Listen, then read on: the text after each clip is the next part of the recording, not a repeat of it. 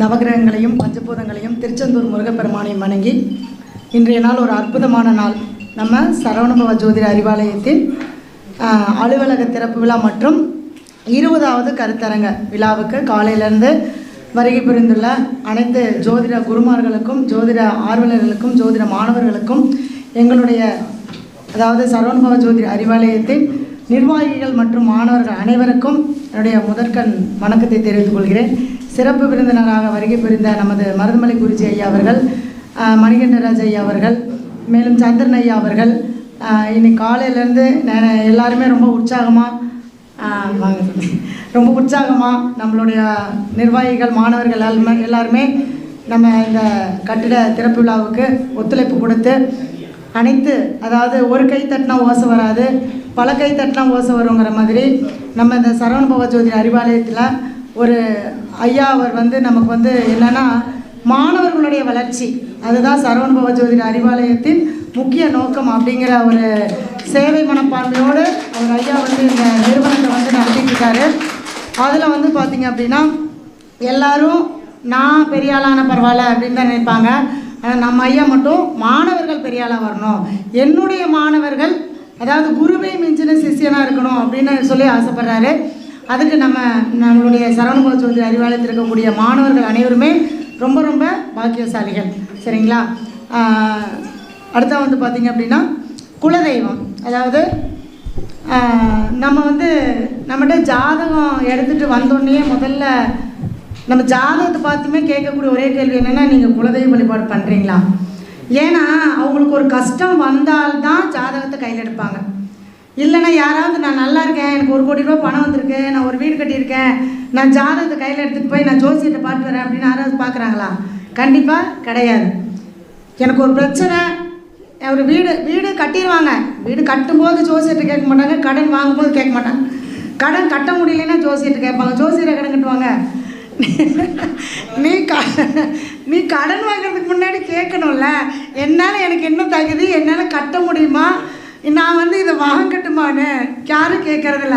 கடன் கொடுத்தாங்கன்னா நான் வாங்கிட்டேன், ஏன்னா உன்னுடைய கர்மா அதை அனுபவிக்கணும். நம்ம மணிகண்டராஜ் ஐயா சொன்ன மாதிரி இந்த லக்னம் எதை நோக்கி பிறப்பெடுக்குதோ அதை அனுபவித்தே தீர்க்க வேண்டும். அதுதான் நம்மளுடைய கர்மா. நம்ம எந்த கர்மாவை கொண்டு வந்தோமோ அந்த கர்மாவை நம்ம இந்த பூமியில் செயல்படுத்தினா மட்டும்தான் நம்ம என்ன பண்ண முடியும், மீண்டும் நம்ம இந்த பூமியில் நம்ம ஒரு அடுத்த நிலை நோக்கி போக முடியும். அடுத்த நிலைன்னா என்ன, பிரபா நிலைன்னா எல்லாருக்கும் கிடைக்கிறதில்ல, இருந்தாலும் ஒரு 4 பேர்த்துக்கு நல்லது செஞ்சோன்னா அடுத்து ஒரு நல்ல ஒரு பிறப்பாக நம்ம பிறப்போம். அப்படிங்கிறது தான் நம்மளுடைய கர்மா. அதாவது இந்த பூமியில் வரும்போதே நம்ம ஒவ்வொருத்தருமே ஒரு கர்மா இல்லாமல் ஒரு உயிர் ஜனிக்காது. அது உணர்வுகளோடு, உணர்வுகள் இருந்தால் தானே அனுபவிக்க முடியும். கண், காது, மூக்கு, செவி இருக்கக்கூடிய எல்லா ஜீவனுக்குமே என்னங்க கர்மா இருக்குது. கர்மா இருந்தால் தான் அது ஜீவனாக பிறக்கும்.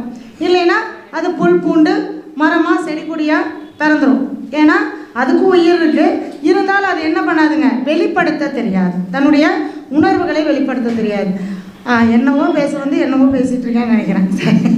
அது மாதிரி அந்த கர்மா அப்படிங்கிறதுனால தான் நம்ம பிறக்கிறோம். அப்போ கஷ்டம் வரும்போது தான் நம்ம என்ன பண்ணுறோம், ஜாதகத்தை கையில் எடுக்கிறோம்.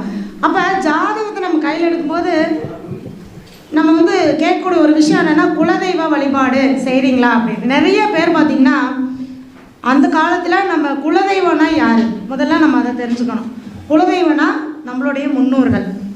அப்போ அந்த காலத்துலலாம் பார்த்திங்கன்னா ஒரு கூட்டு குடும்பமாக ஒரு ஒரு ஒரு ஊரில் வாழ்ந்துருப்பாங்க. இப்போ தாத்தா, பாட்டி, சித்தப்பா, பெரியப்பா, மாமா, அத்தை எல்லாமே என்ன பண்ணியிருப்பாங்க, அந்த உறவுக்குள்ளே தான் இருப்பாங்க. சரிங்களா? அந்த ஊருக்குள்ளே தான் இருப்பாங்க. யாரும் என்ன பண்ண மாட்டாங்க, நம்மளாட்ட ஊர் விட்டுலாம் ஓடி போக மாட்டாங்க. நம்ம தான் ஊர் விட்டு ஓடி போய் பொழைக்கிறோன்னு சொல்லிட்டு போயிடுறோம். இருந்தாலும் அவங்களும் பாரம்பரியம் இருக்கிறவங்களாம் பாருங்கள், நான் பிறந்த ஊரில் தான் என்னுடைய சாவு இருக்கணும்னு சொல்லுவாங்க. அந்த காலத்து மனிதர்லாம் இன்றைக்கி வரைக்கும் இருக்காங்க இல்லையா? 60 வயசு 80 வயசு ஆனவங்கெல்லாம் சொல்லுவாங்க, நான் பிறந்த மண்ணில் தான் என்னை புதைக்கணும், நான் இந்த ஊரை விட்டு எங்கேயும் போக மாட்டேன் அப்படின்னு. இறந்தாலும் அவங்க ஊருக்கு கொண்டு போய் தான் அவங்கள அந்த ஊரில் மண்ணில் நம்ம பிதைப்பாங்க. அந்த மாதிரி அவங்களுடைய அந்த எண்ணம், அதாவது அந்த ஊரில் இருக்கும்போது அவங்க என்ன நினைப்பாங்க, நம்மளுடைய சொந்த பந்தம் நல்லா இருக்கணும் அப்படின்னு. இன்றைக்கி யாராவது நினைக்கிறோமா? இல்லை. அன்னைக்கு என்னுடைய மகன் நல்லா இருக்கணும், என்னுடைய தம்பி நல்லா இருக்கணும், என்னுடைய அண்ணன் நல்லா இருக்கணும், என்னுடைய அக்கா தங்கச்சி நல்லா இருக்கணும் அப்படின்னு சொல்லிட்டு ஒவ்வொரு உறவும் நல்லா இருக்கணும்னு சொல்லி அந்த பெரியவங்க வந்து வாழ்த்திருப்பாங்க. அந்த பெரியவங்க இறந்து போயிருப்பாங்க. அப்போ அந்த காலத்துலலாம் என்ன பண்ணுவாங்க, அவங்கவுங்க இடத்துலையே பாடி அடக்கம் பண்ணிடுவாங்க தெரியுங்களா. அதாவது தனியாக அவங்களுக்குன்னு ஒரு இந்த மாதிரி மயானம் அப்படிங்கிறது இருக்காது. அவங்கவுங்களுடைய பூமியிலேயே இப்போ ஒரு 10 ஏக்கரா இருக்குது அப்படின்னா அந்த 10 ஏக்கராவில் ஒரு ஓரமாக இவங்களை வந்து அடக்கம் பண்ணிடுவாங்க. அங்கே வந்து ஒரு சின்னதாக ஒரு கல் எடுத்து வச்சு என்னுடைய அப்பாவை நான் தெய்வமாக வணங்குகிறேன் அப்படின்னு சொல்லி கும்பிடுவாங்க. அதுதான் குலதெய்வம். இன்றைக்கி நம்ம சொல்கிற முருகர் குலதெய்வம், பெருமாள் குலதெய்வம் அதெல்லாம் தெரியாதவங்களுக்கு சரிங்களா. குலதெய்வம் என்பது அவங்கவுங்களுடைய குலம் தோன்றிய எந்த ஊரில் குலம் தோன்றுச்சோ அந்த ஊரில் இருக்கக்கூடிய அந்த அவங்க வாழ்ந்த பூமியில் இருக்கக்கூடியது தான் தெய்வம். நமக்கு வேணால் அது தெரியாமல் இருக்கலாம், ஆனால் நம்ம குலதெய்வத்துக்கு நம்மள தெரியுமா? கண்டிப்பாக தெரியும் இல்லையா? நம்ம கூப்பிட்டா குலதெய்வம் வருமா வராதா? கண்டிப்பாக வரும். அந்த குலதெய்வத்துக்கு மட்டும்தான் கூப்பிட்ட குரலுக்கு வரக்கூடிய ஒரு தன்மை இருக்குது. நம்ம அம்மா இருக்காங்க, நம்ம பயங்கரமாக சண்டை போடுறோம் மாட்டேன், நீ வந்து வேண்டாம் எனக்கு அப்படின்னு சொல்லிட்டு நம்ம வந்துடுறோம். ஆனால் நமக்கு ஒரு கஷ்டம்னா யாருக்கு உணர்வு வருது? அம்மாவுக்கு தான் உணர்வு வருது. அம்மா கேட்பாங்க, டேய் என்னடா பண்ணுற, ஏதாவது ஒரு பிரச்சனையா அப்படின்னு கேட்பாங்க. ஏன்னா நம்மளுக்கு என்ன நடக்குதுன்னா அங்கே நம்ம அம்மாவுக்கு தெரியும். அதுதான் கருவறை. அப்போ நம்ம கருவறை இருக்கக்கூடிய அந்த தெய்வமான அந்த தாய்க்கு தெரியும் போது நம்மளுடைய குலதெய்வத்துக்கு கண்டிப்பாக தெரியுமா தெரியாதா? கண்டிப்பாக தெரியும். நமக்கு தான் தெய்வம் தெரியறதில்ல, ஆனால் நம்ம குலதெய்வத்துக்கு நம்மளை கண்டிப்பாக தெரியும் சரிங்களா. அப்போ அந்த குலதெய்வத்தை நம்ம எப்படி வழிபாடு பண்ணணும்? இப்போ நம்ம வந்து ராசி வச்சு பார்க்குறோம், லக்னத்தை வச்சு பார்க்குறோம், பிரசன்னத்தின் மூலமாக நம்ம குலதெய்வத்தை கண்டுபிடிக்கிறோம். அதெல்லாம் இருக்கணும். அதெல்லாம் வந்து அவங்கவுங்க ராசிக்கு அவங்கவுங்க லக்னத்துக்கு எந்த தெய்வமோ அந்த தெய்வத்தை வச்சு வழிபாடு பண்ணலாம். நம்ம அந்த முன்னோர்கள் வாழ்ந்த ஊரில் இருக்கக்கூடிய அந்த தெய்வங்களை நம்ம எடுத்துக்கலாம். அது வந்து நம்ம ஜோதிடத்தில் குலதெய்வம் கண்டுபிடிக்கக்கூடிய ஒரு முறை. அது இல்லாமல் நம்ம பிரசன்னத்து மூலமாகவும் நம்ம என்ன சொல்ல முடியும், குலதெய்வத்தை கண்டுபிடிக்க முடியும். இப்போ அந்த குலதெய்வத்தை நம்ம வழிபாடு பண்ணுறோம். அதாவது தெரிஞ்சாலும் சரி தெரியலனாலும் சரி. இப்போ குலதெய்வ வழிபாடுன்னு எப்போ பண்ணுவாங்க? வருஷத்துக்கு ஒரு முறை போய் ஆடு கோழியெல்லாம் வெட்டி சாமி கும்பிட்டு படையல் போட்டு சாமி கும்பிட்டு வந்ததுக்கப்புறம் அந்த திசை இருக்கிற பக்கமே என்ன பண்ண மாட்டோம், திரும்பி படுக்க மாட்டோம். அப்படி தானே? ஒரு நாள்லாம் போய் குலதெய்வத்தை கும்பிட்டு வந்தால் 365 நாள் நம்மளை வந்து காப்பாற்றுன்னு நம்ம நினச்சிக்கிறோம். உண்டு. ஆனால் என்னென்னா தினமும் நம்ம நினைக்கணும். அதாவது நம்ம அப்பா அம்மா எப்படி நமக்கு முதல் தெய்வமோ, நம்ம பிறக்கிறதுக்கு யார் காரணங்க? நம்ம அப்பா அம்மா தான். அவங்க தான் நமக்கு முதல் தெய்வம். அதே மாதிரி நம்மளுடைய குலதெய்வமும் நமக்கு ஒரு பாதுகாப்பாக ஒரு அரணாக இருக்கக்கூடிய தெய்வம். நமக்கு தெரிஞ்சாலும் சரி தெரியாட்டியும் சரி காலையில் எழுந்திரிச்சு அந்த குலதெய்வத்தை நம்ம மனசார ஒரு முறை நீங்கள் நினச்சிங்கனாலே கண்டிப்பாக அந்த குலதெய்வம் நம்மளுடைய வீட்டுக்கு வரும். நம்ம போய் கும்பிட்றோம், நம்ம யாராவது ஒரு நாளாவது சாமியை வீட்டுக்கு வான்னு கூப்பிட்ருக்கோமா? கூப்பிட்றோமா? இல்லை. இப்போ நம்ம கூப்பிட்றோம், ஏன்னா நம்ம ஜோசியர் ஆகிட்டோம்ல, அதனால் நமக்கு தெரியுது கூப்பிட்றோம். சாதாரண மக்கள்கிட்ட கேட்டு பாருங்கள், நீங்கள் கூப்பிட்றீங்களான்னு கேட்டால் இல்லையே, நாங்கள் எது கூப்பிட்றோம், நாங்கள் போய் சாமியை பார்த்துட்டு வரோம். சரி, உங்கள் அம்மா இருக்காங்க, உங்கள் அம்மா வேறு ஊரில் இருக்காங்க, நீங்கள் போகிறீங்க, நல்லா உங்கள் வயிறாறு சாப்பாடு போடுறாங்க. அந்த அம்மாவுக்கு நினைக்கும்ல, என் பையன் என்ன ஏதாவது ஒரு நாளாவது என் வீட்டுக்கு கூப்பிட்றானா, அவன் வீட்டுக்கு கூப்பிட்டு போய் ஒரு வேளை கஞ்சி ஊற்றினா போதாதா அப்படின்னு கேட்குறாங்களா இல்லையா? அதே மாதிரி தானே நம்ம தெய்வம். நம்ம தெய்வத்தை நம்ம வீட்டுக்கு கூப்பிட்டா அது சந்தோஷப்படும். அப்போ அந்த தெய்வம் வந்துட்டா நமக்கு வீட்டில் இருக்கக்கூடிய பிரச்சனைகள் சால்வ் ஆகும். அதாவது குழந்தை பாக்கியம் இல்லை, குழந்தைங்களால நமக்கு ஒரு பிரச்சனை. ஏன்னா 5ஆம் இடம் தானே நமக்கு குழந்தை. 5ஆம் இடம் தான் பூர்வ புண்ணியஸ்தானம், 5ஆம் இடம் தான் முன்னோர்கள். அப்போ இந்த முன்னோர்களுடைய வழிபாடும் குலதெய்வ வழிபாடும் இல்லைன்னா கண்டிப்பாக நமக்கு 5ஆம் பாவம் பாதிக்கப்பட்டே தீரும். சரிங்களா? அதில் கேது இருக்கட்டும், ராகு இருக்கட்டும், எந்த கிரகம் இருந்தாலும் சரி 5ஆம் பாவம் கண்டிப்பாக பாதிக்கப்படும். ஏன்னா இதில் நான் வந்து என்னென்னா அனுபவமாக நான் உணர்ந்திருக்கேன். நாங்கள்லாம் பார்த்திங்கன்னா எனக்கு தெரிஞ்சு, எனக்கு விவரம் தெரிஞ்சு, எனக்கு குலதெய்வமெல்லாம் எங்கள் அம்மா கூட்டிகிட்டு போகிறது வந்து எங்கள் அப்பா வீட்டு குலதெய்வத்துக்கு ஒரு 5-6 வருஷத்துக்கு ஒரு கதை கூப்பிட்டு போவாங்க. கல்யாணம் ஆகி வந்ததுக்கப்புறம் எங்கள் வீட்டுக்காரோட குலதெய்வத்தை நான் கும்பிட்றதே இல்லை. அந்த சாமிக்கு எனக்கு சண்டை வந்துருச்சு. நான் நினச்ச வாழ்க்கை ஒன்று, நீ நான் கொடுத்த வாழ்க்கை ஒன்று, அதனால் எனக்கு நீ வேண்டாம் அப்படின்ட்டேன்.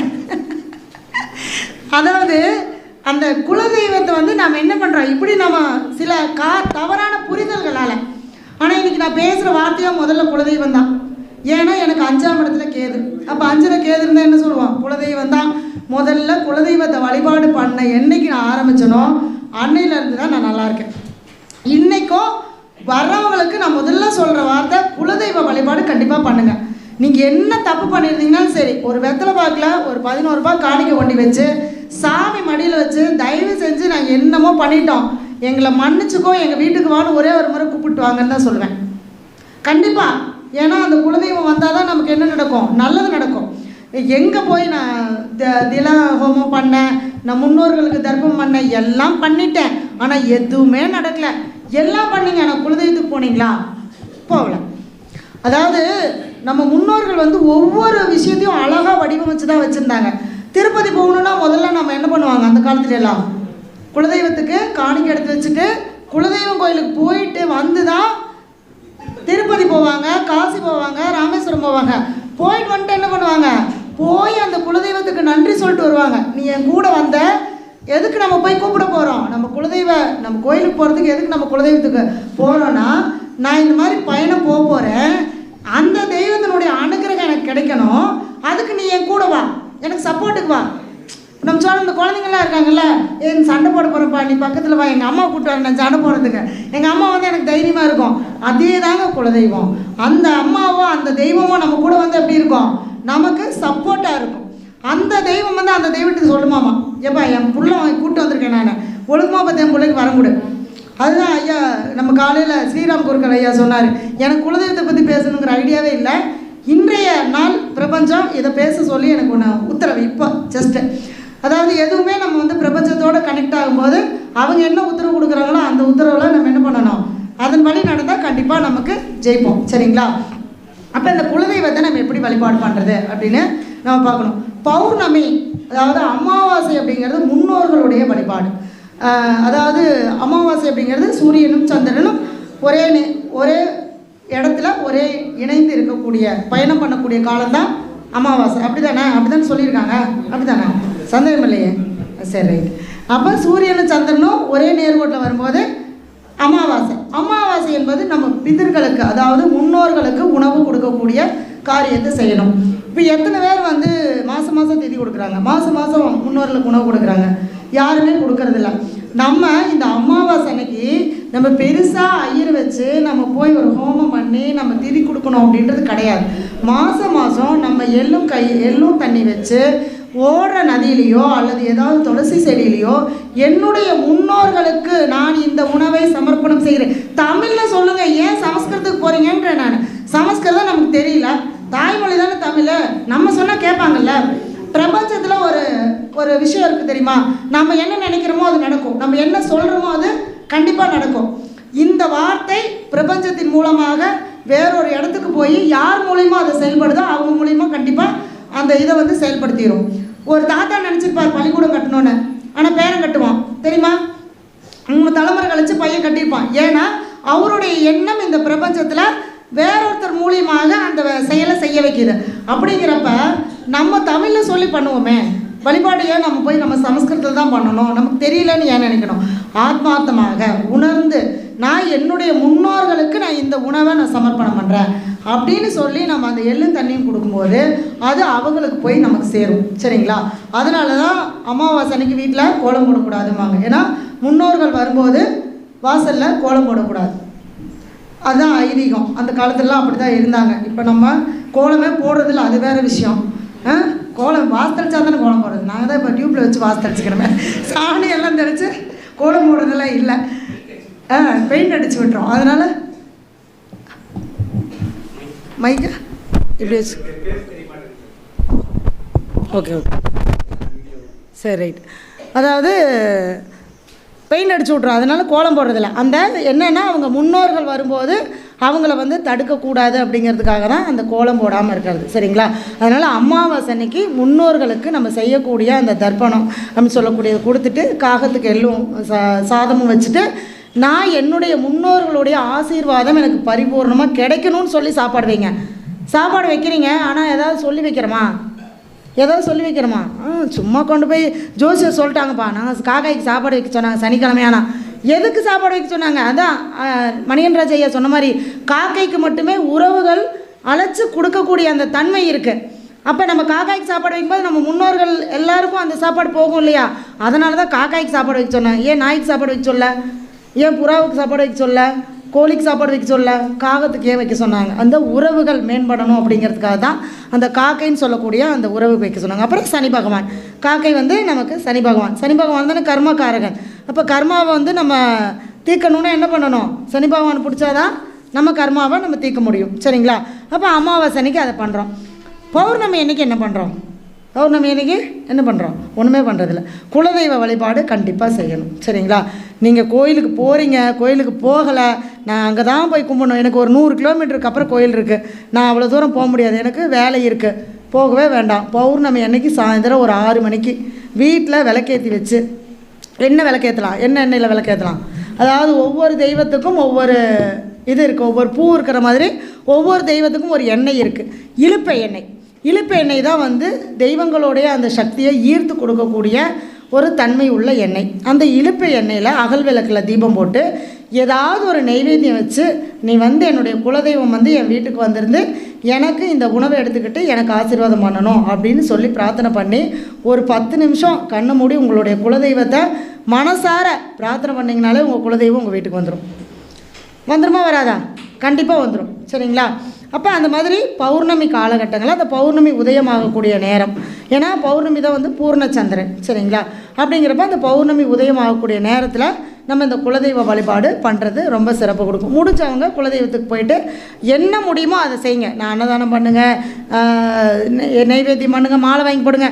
உங்களால் என்ன முடியுமோ ஒரு 10 ரூபாய்க்கு உங்களால் வாங்க முடிஞ்சாலும் சரி, ஒரு பூ வாங்கிட்டு போய் சாமி கொடுத்துட்டு வழிபாடு பண்ணிவிட்டு வாங்க. ஆனால் என்ன சொல்கிறேன், கண்டிப்பாக குலதெய்வம் நமக்கு தேவை. சரிங்களா? அதனால் குலதெய்வ வழிபாடு பண்ணுங்கள். சரி, எங்களுக்கு குலதெய்வமே தெரியலைங்க, நாங்கள் எங்கள் ராசிக்கு எந்த தெய்வத்தை வணங்குறது, இல்லை லக்னத்துக்கு தெய்வத்தை வணங்குறதா? அப்புறம் பெண்கள் கேட்பாங்க, நாங்கள் பிறந்த வீட்டு தெய்வத்தை வணங்குறதா, புகுந்த வீட்டு தெய்வத்தை வணங்குறதா? நாங்கள் கல்யாணம் ஆகி போயிட்டா எங்கள் அம்மா அப்பாவை மறந்துட்டோம், நாங்கள் அப்பா அம்மா வீட்டுக்கே போகிறதில்ல, அப்படி தானே? அப்படியெல்லாம் இல்லைல்ல, போகிறோமில்ல. அப்புறம் எப்படி பிறந்த வீட்டு தெய்வத்தை மறக்கலாம்? பிறந்த வீட்டு தெய்வத்தையும் முதல்ல கும்பிட்றது பிறந்த வீட்டு தெய்வம் தான். ஏன்னா பிறந்த வீட்டு தெய்வம் தான் நமக்கு என்ன பண்ணுங்க, கூட காவலுக்கு முதல்ல நிற்கும். ஏன்னா நம்ம அந்த வீட்டில் தான் பிறந்தோம், அந்த குலத்தில் தானே பிறந்தோம். கன்னிகாதானம் பண்ணி கொடுத்துட்றாங்க, கன்னிகாதானம் பண்ணி கொடுத்ததுக்கப்புறம் நம்ம இன்னொரு வீட்டுக்கு போயிடுறோம், அவங்களுடைய தெய்வத்தை நம்ம ஏற்றுக்கொள்கிறோம். சரிங்களா? இது நம்ம கூடவே இருக்கக்கூடியது நம்மளுடைய தந்தை வழி குலதெய்வம். அதனால் பெண்கள் கண்டிப்பாக தந்தையாருடைய அவங்களுடைய குலதெய்வத்தை முதல்ல நினச்சி கும்பிட்டுட்டு தான் அதுக்கப்புறம் நம்ம அவங்க கணவருடைய குலதெய்வத்தை வழிபாடு பண்ணணும். ஏன்னா இந்த தெய்வத்தை கூப்பிட்டா அந்த தெய்வம் வராது, அந்த தெய்வத்தை கூப்பிட்டா இந்த தெய்வம் வராதுனால இல்லை. ஏன்னா அது ரெண்டுக்கும் அந்த முதல்லாம் பார்த்திங்கன்னா அந்த குலம் வச்சு தான் நமக்கு கல்யாணம் பண்ணுவாங்க. ஒரே குலம் ஒரே தெய்வமாக இருந்தால் கல்யாணம் பண்ண மாட்டாங்க, அந்த மாற்று இதாக இருந்தால் தான் அது பண்ணுவோம். அதுக்கு தான் அந்த குலம் அப்படின்னு வச்சாங்க. குலத்துலேருந்து வந்தால் தான் குலதெய்வம். நம்ம வந்து இப்போ குலம் பார்க்குறதில்ல, கோத்திரம் பார்க்குறது, நம்ம பிடிச்சா கல்யாணம் பண்ணிட்டு போயிடும். அதனால் நிறைய வாழ்க்கையில் நிறைய பிரச்சனை, நிறைய சிக்கல்களை நம்ம அனுபவிக்கிறோம். ஆமாவா இல்லையா? அன்னைக்கு இருந்த ஒரு பாரம்பரியம் இன்றைக்கி இல்லாமல் போச்சு, அவ்வளோதான். அந்த பாரம்பரியத்தோடு நம்ம செயல்படும் போது கண்டிப்பாக நம்மளுடைய எந்த விஷயமா இருந்தாலும் நமக்கு நல்லது நடக்கும். சரி, இப்போ வந்து நம்ம லக்னம், இப்போ இந்த லக்னத்துக்கு எனக்கு இந்த தெய்வம் தெரியல அப்படின்றவங்க நம்ம பொதுவாக எந்த மாதிரி தெய்வங்களை கும்பிடலாம் அப்படிங்கிறத ஒரு கிளான்ஸ் பார்த்துடலாம். சரிங்களா? இப்போ மேஷ லக்னம். மேஷ லக்னத்துக்கு யார் 5ஆம் அதிபதி? சூரியன். அப்போ சூரியன் யார்? அப்பா. அதாவது 9 கிரகங்கள், 9 கிரகத்துக்கும் 9 உறவு உண்டு. ஆமாவா இல்லையா? அதனால தான் அந்த காலத்தில் எப்படி வீடு கட்டினாங்க, வீடே வந்து பார்த்திங்கன்னா இப்படி ஒரு சதுரமாக வீடு கட்டியிருப்பாங்க, மழை தண்ணி உள்ளே வந்து வெளியில் போகிற மாதிரி இருக்கும். அப்படி தானே வீடு கட்டிட்டாங்க. தொட்டிக்கட்டு வீடுன்னு சொல்லுவாங்களா அந்த காலத்து வீடை. அந்த பார்த்திங்க அப்படின்னா சித்தப்பா, பெரியப்பா, அண்ணன், தம்பி, அக்கா, தங்கச்சின்னு எல்லா உறவுகளும் அந்த இடத்துல வாழ்ந்துருக்கும். அதான் நவகிரகங்கள். நம்ம இன்றைக்கி என்ன பண்ணுறோம், எல்லாம் ஒவ்வொரு உறவாக கட் பண்ணி விட்டு இன்றைக்கி ஒரே கிரகத்தை வச்சுட்டு நம்ம வாழ்ந்துட்டுருக்கோம். நான் ராசி, நான் லக்னம், நான் மட்டும் இருந்தால் போதும், எனக்கு எந்த கிரகமும் வேண்டாம், எல்லா உறவும் வந்தால் தான் நவகிரகம் வரும். நீங்கள் எந்த உறவை நீங்கள் மதிக்கலையோ, எந்த உறவை நீங்கள் வந்து போன ஜென்மத்தில் கஷ்டப்படுத்துனீங்களோ அந்த உறவு இந்த ஜென்மத்தில் உங்களுக்கு கிரகமாக ஒரு தோஷமாக கர்மாவாக மாறும். போன ஜென்மத்தில் அம்மாவுக்கு சாப்பாடு போடல, அம்மாவை பார்த்துக்கல, சந்திரன் பாதகாதிபதி, சந்திரன் பாதகாதிபதி ஆயிடுவார். இந்த ஜென்மத்தில் நீங்கள் என்ன தான் அம்மாவுக்கு சாப்பாடு போட்டு அம்மாவை தங்கத்தட்டில் வச்சு தாங்கினீங்கனாலும் என்ன பண்ணுவாங்க, அம்மா போட்டா அப்படின்னு போயிடுவாங்க. ஏன்னா நம்மளுடைய அந்த கர்மாவுக்கு வட்டி கட்டுறோம். வட்டி எப்போ டேலி ஆகும், கணக்கு முடியும் போது தான் டேலி ஆகும். அப்போ எப்போ அம்மா கூப்பிட்டு மகனே நீ நல்லாருன்னு சொல்கிறாங்களோ அப்போ தான் நம்ம கர்மா தீர்ந்ததுன்னு அர்த்தம். அந்த மாதிரி சந்திரன்னா தாய், சூரியன்னா தந்தை, செவ்வாய்னா சகோதர உறவு, புதன்னா யாருங்க? தாய் மாமன். அடுத்தது சுக்கிரன்னா பெண்கள், குழந்தைகள், சகோதரி, அக்காவை பார்க்குறதில்ல, வீட்டுக்காரம்மாவை பார்க்குறதில்ல. ஆனால் எனக்கு வந்து காசு மட்டும் வரணும் அப்படின்னா எப்படி வரும்? சுக்கிரனே இவங்களெல்லாம் பார்த்தா தானே காசு வரும். மனைவியும் சகோதரியையும் சமமாக அந்த உறவை வந்து பேணி பாதுகாக்கணும். அப்போ தான் சுக்கிரன் சொல்லக்கூடிய அந்த அதுதான் பாருங்கள், ஒரு எவ்வளோ அழகாக நம்ம முன்னோர்கள் வச்சுருக்காங்க. ஒவ்வொரு கிரகத்துக்கும் ஒவ்வொரு உறவு, அதுக்கான அந்த தன்மையும் வச்சுருக்காங்க இல்லையா?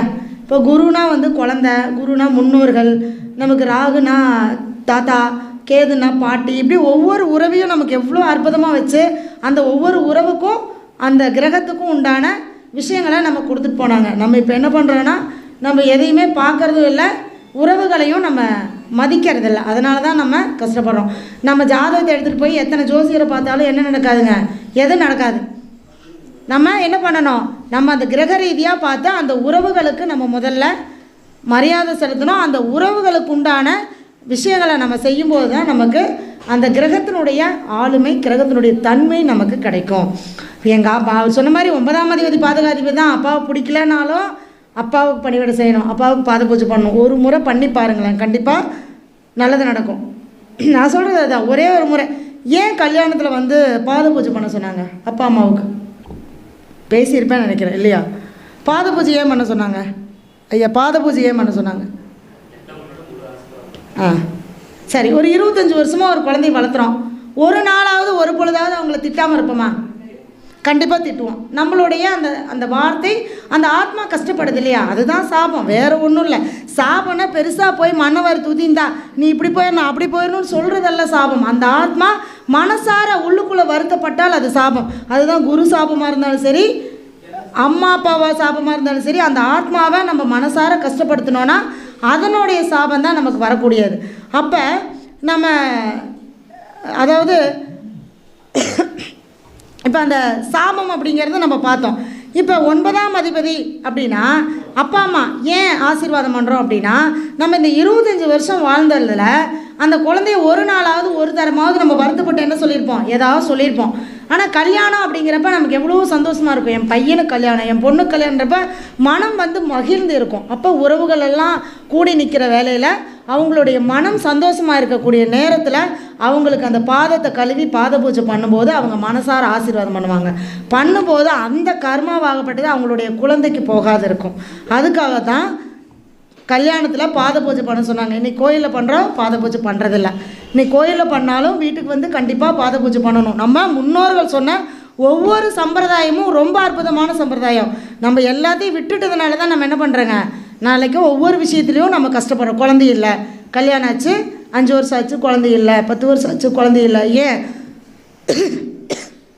அப்பா அம்மாவை நம்ம ஏதோ ஒரு விதத்தில் கஷ்டப்படுத்தியிருப்போம். அதனால் நம்ம அம்மா ஆக முடியலை. புரியுதுங்களா? அப்போ ஒரு திருமணம் நடக்கலை. ஏன் அந்த திருமணம் நடக்கலை?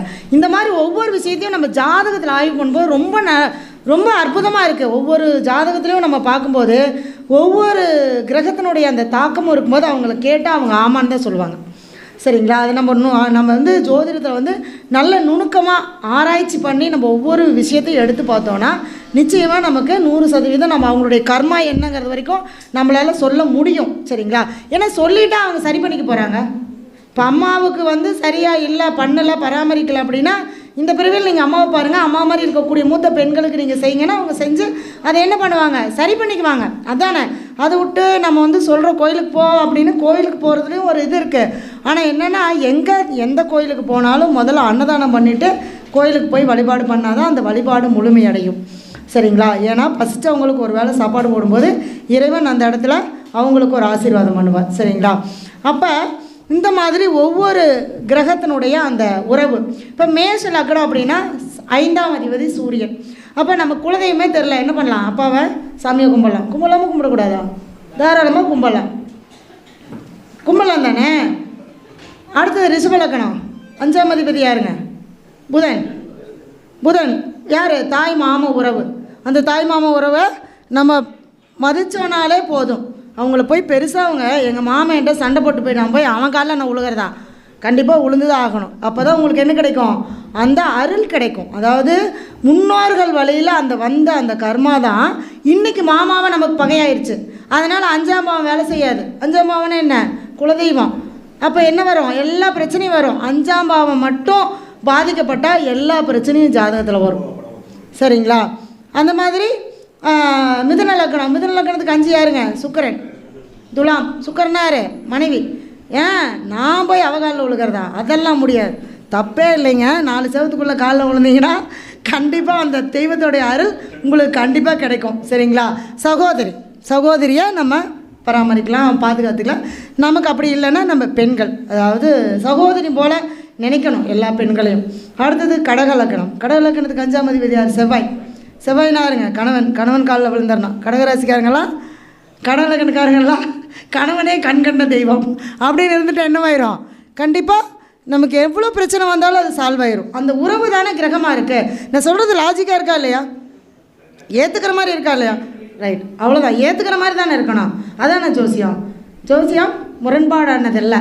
நம்ம ஏற்றுக்கக்கூடிய ஒவ்வொரு விஷயந்தான். அதுதான் முன்னோர்கள் நமக்கு சொல்லிட்டு போனாங்க. நம்ம இந்த மாதிரி சொல்லணும்னு சொல்கிறேன். நம்ம எல்லாமே ஜோதிடர்கள் தான் இங்கே இருக்கிறவங்க எல்லாமே. அப்போ அந்த உறவுகளுக்கு நம்ம செய்யக்கூடிய அந்த வழிமுறைகளை செய்யுங்க அப்படின்னு நம்ம சொல்கிறது நம்மளை என்ன பண்ணுங்க, நம்மளையும் புனிதப்படுத்தும். ஒரு ஜோசியரோட கடமை என்னங்க? அவங்கள நல்வழிப்படுத்துறது. அவங்களுடைய விதியை மாற்றி அமைப்பதல்ல, அவங்கள நல்வழிப்படுத்தி அவங்களுடைய விதியை மதியால் வெல்ல முடியும். எப்படி?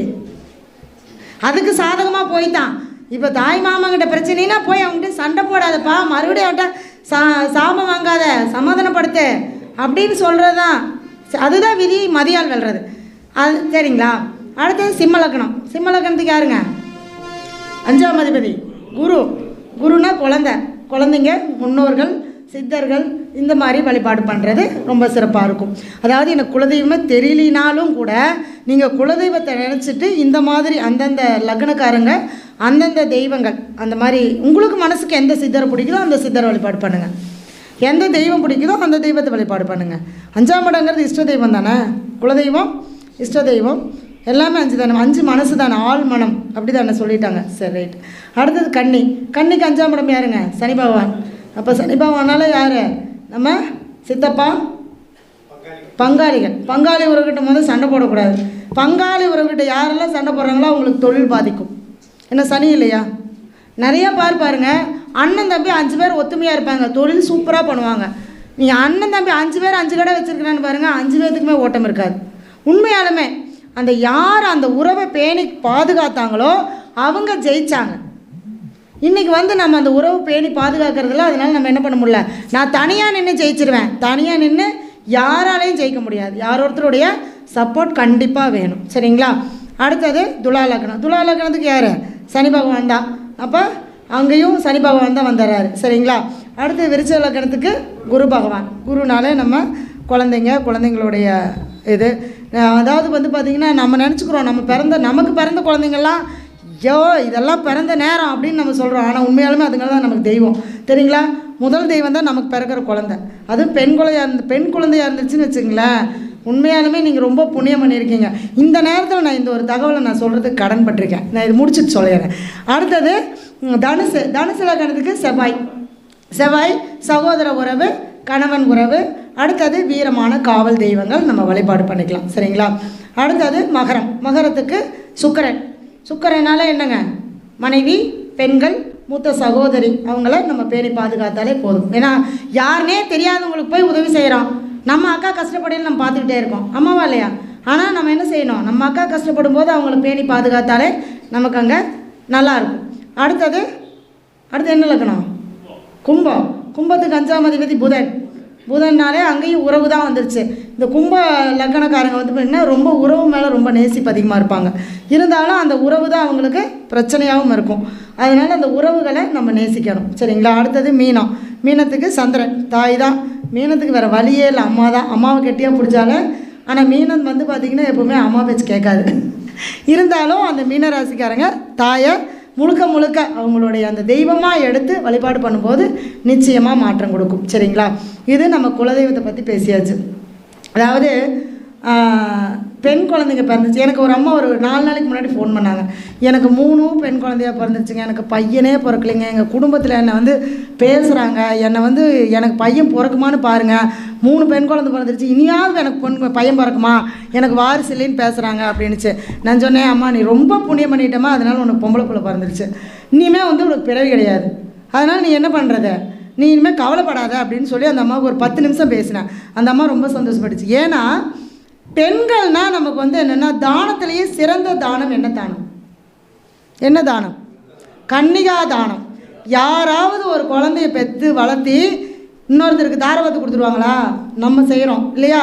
அந்த பெண் குழந்தைய பெற்றவங்களுக்கு மட்டுமே கிடைக்கக்கூடிய ஒரு புண்ணியம் அப்படிங்கிறது இந்த கன்னிகா தானம் செய்யக்கூடியது மட்டும்தான். அதனால தான் பெண் குழந்தைங்களை பெற்றவங்க உண்மையாலுமே ரொம்ப புண்ணியம் பண்ணவங்களாக தான் இருப்பாங்க. அதனால தான் அவங்க வந்து அந்த இதை செஞ்சு கொடுத்ததுனால அவங்களுக்கு வந்து என்ன இல்லைங்க, அவங்களுடைய கர்மாவை அவங்களே தீர்த்துக்கிறாங்க இல்லையா? பையன் இருந்தால் தானே கர்மா தொடரும், ஆண் வாரிசு இருந்தால் தான் அதனுடைய வம்சம் விருத்தியாகும், வம்சம் தொடரும், அதோடு அவங்களுடைய இது முடிஞ்சிடும். சரிங்களா? அதனால் பெண் குழந்தைங்க பெற்றவங்க கவலைப்பட வேண்டாம். உண்மையாலுமே ரொம்ப புண்ணியம் பண்ணவங்களுக்கு தான் பெண் குழந்தை. எனக்கு இந்த வாய்ப்பை கொடுத்த சரவண பவஜோதிரி அறிவாலயத்துக்கும் பிரபஞ்சத்துக்கும் நவகிரகத்துக்கும் நன்றி கூறி அனைவருக்கும் மீண்டும் எனது நன்றியையும் பாராட்டுகளையும் தெரிவித்துக் கொள்கிறேன். சரவண பவஜோதிரி அறிவாலயம் சார்பில் நன்றி.